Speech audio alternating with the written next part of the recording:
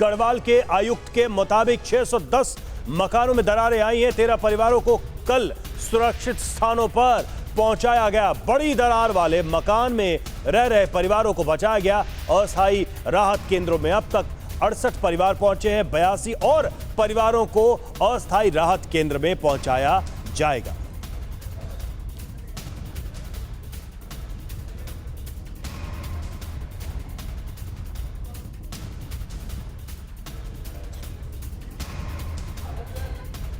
तो देखिए, राहत और बचाव के काम में भी तेजी आई है। गढ़वाल के आयुक्त के मुताबिक 610 मकानों में यहां पर दरार आई है। 13 परिवारों को कल सुरक्षित जगहों पर पहुंचाया गया है। तो उन मकानों पर जिन पर जबरदस्त खतरा मंडरा रहा है, वहां से लोगों को निकालकर सुरक्षित जगहों पर पहुंचाना इस वक्त प्रशासन के लिए एक बड़ी चुनौती है। जेके बंसल हमारे साथ इस वक्त हमें ज्वाइन कर रहे हैं। एनडीएमए के मेंबर रह चुके हैं। क्या आप सिलाई सीखने के लिए हजारों रुपए खर्च करने के लिए चिंतित हैं? फ्रीडम ऐप को डाउनलोड करें, 40 घंटों का टेलरिंग कोर्स देखिए और खुद का टेलरिंग बिजनेस शुरू करें। बंसल साहब, स्वागत है आपका टीवी 9 भारतवर्ष पर।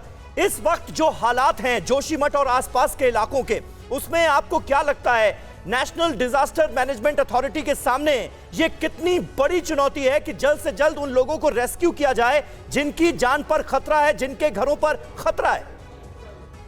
ये बहुत बड़ी चुनौती है और नेशनल डिजास्टर रेस्पॉन्स फोर्स को एकदम वहाँ पे जो ले जाया जाए, जिनके पास में सारी सुविधाएं होती हैं और उस एरिया से जहाँ पे खतरा है निकाल करके जो सुरक्षित स्थान पर ले जाना सबसे बड़ी प्राइमरी रिस्पॉन्सिबिलिटी है, जो क्योंकि उसको रोका नहीं जा सकता अभी जो भी स्थिति है। तो इसलिए जो स्टेट डिजास्टर रेस्पॉन्स फोर्स है, जो नेशनल डिजास्टर रेस्पॉन्स फोर्स है, वो ट्रेंड है इसमें और वो जल्दी से जल्दी इवैक्यूएट करके उनके पास में सब तरह की फैसिलिटीज़ हैं।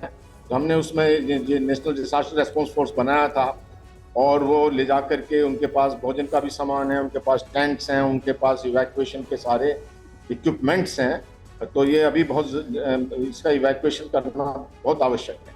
बंसल सर, लेकिन ये समझना चाहते हैं कि आखिर इसे एग्जीक्यूट किया कैसे जाता है, कैसे चिन्हित किया जाता है, किस तरीके से ये देखा जाता है कि किस स्तर तक हम लोगों तक पहुंच पाएंगे? आप इस इलाके को जितना समझते हो उस लिहाज से बताएं, प्रायोरिटीज कैसे सेट की जाएंगी? अभी प्रायोरिटी तो सेट इस तरह से की जाएंगी जहां पर एकदम इर्रेपरेबल डैमेज है और उस चीज को जो दरार फट रही हैं, जो घर गिरने वाले हैं या जहाँ पे इमिनेंट है एकदम खतरा जो बिल्कुल होने वाला है, वहाँ पर जा करके और वहाँ पे जाना भी बहुत एक खतरे वाली बात है। लेकिन जो हमारे नेशनल डिजास्टर रेस्पॉन्स फोर्स के जो रेस्क्यू वर्कर हैं वो इसमें ट्रेंड हैं, जो स्टेट डिजास्टर रेस्पॉन्स फोर्स के लोग हैं वो ट्रेंड हैं और उसमें ये मशीनरी को लगा करके एक सुरक्षित स्थान पर कैंप बनाकर वहाँ पर टेंट लगाकर सब सुविधाएं क्रिएट करने के बाद में ये इवैक्यूएट। बंसल साहब, पहाड़ों के इस तरह से दरकने का, टूटने का, खासकर जो हिमालयन रेंज है उसकी बात करें, ऐसा कोई पहले वाकया है, ऐसा कोई अनुभव है नेशनल डिजास्टर मैनेजमेंट अथॉरिटी के सामने, आप लोगों के सामने कोई ऐसा अनुभव है जहां इस तरह का मामला आया हो फिर रेस्क्यू चलाया गया हो? देखिए, जो बेसिकली कोई पहाड़ों का जो एक उसमें सिक्किम में जब हुआ था तो उस समय ऑफ कोर्स ये एक तरह से अर्थक्वेक आया था, तो उस समय भी वहाँ पे बहुत ज़्यादा डैमेज हुआ था, वहाँ से भी लोगों को रेस्क्यू किया गया था। लेकिन यहाँ पे जो जोशीमठ की एक तो संरचना ऐसी है, उनकी जो बिल्कुल बंसल साहब, ये जो जोशीमठ की संरचना है और जो संकट इस वक्त जोशीमठ पर आया और कैसे रेस्क्यू चलाया जाएगा। क्या आप सिलाई सीखने के लिए हजारों रुपए खर्च करने के लिए चिंतित हैं? फ्रीडम ऐप को डाउनलोड करें, 40 घंटों का टेलरिंग कोर्स देखिए और खुद का टेलरिंग बिजनेस शुरू करें।